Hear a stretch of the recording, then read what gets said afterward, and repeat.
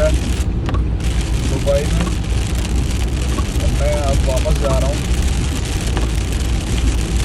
बहुत ज़्यादा बारिश हो रही है नाज़रीन। 7 बजे का टाइम है सुबह के और फुल काले बादल छाए हुए हैं। कुछ भी नज़र नहीं आ रहा। गाड़ियाँ बहुत स्लो चल रही हैं। ट्रैफिक स्लो है। ये आप देख सकते हैं कितना शोर है।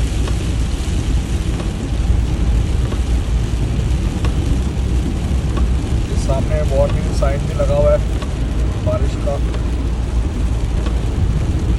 वाह, लवली वेदर इन दुबई।